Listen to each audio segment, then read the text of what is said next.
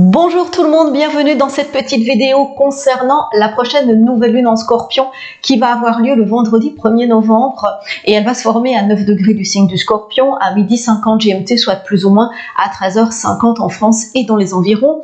Alors cette nouvelle lune, donc elle est en Scorpion. En général, une nouvelle lune, elle apporte de l'énergie pour avancer, pour prendre les devants, pour agir, pour entreprendre. Et comme c'est en Scorpion, en général aussi une nouvelle lune en Scorpion, en astrologie, souvent on remarque qu'elle nous invite à une introspection afin de mieux nous comprendre, de progresser en fait.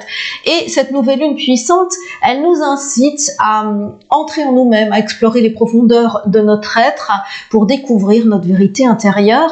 Elle évoque la maison astrologique 8 qui symbolise les expériences, la mort suivie de la renaissance. Et donc cette nouvelle lune en Scorpion représente un véritable renouveau, une occasion de renaître autrement. Maintenant, si on regarde plus précisément cette nouvelle lune en Scorpion du 1er novembre 2024, eh bien on remarque quoi? Tout d'abord, le 1er novembre, c'est la Toussaint. La Toussaint, dans de nombreuses cultures, elle est associée à des traditions religieuses ancestrales, à des rituels commémoratifs pour honorer les défunts.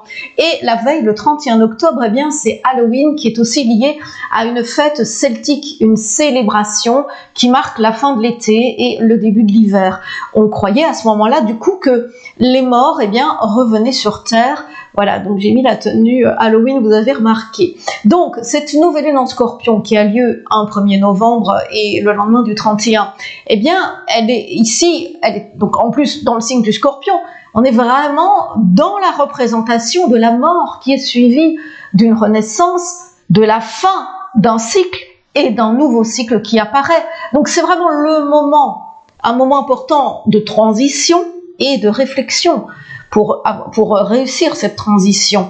Alors ça peut passer par une crise, puisque en plus dans ce ciel de nouvelle lune, on a une opposition Mars-Pluton qui exacerbe les tensions, qu'elles soient intérieures ou qu'elles soient des tensions avec les autres, relationnelles.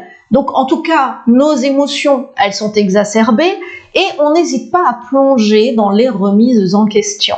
Alors en même temps, cette nouvelle lune en Scorpion, on le voit sur cette carte du ciel, elle est très bien reliée à Saturne, qui est rétrograde en Poisson. Donc lui, vraiment ici, il va freiner, il va tempérer cette possible violence des sentiments, ce côté extrême des émotions, et il va freiner nos instincts, et il va nous appeler à davantage de réflexion. Donc du coup, il nous guide sur la bonne voie.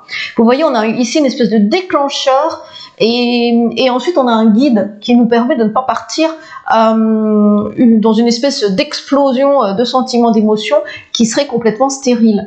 Donc c'est pas mal du tout. En plus, on voit sur cette carte du ciel de nouvelle lune, il y a de bons aspects aussi entre Pluton, Uranus, Neptune, et aussi entre Mercure, Mars, Uranus, Neptune, Pluton.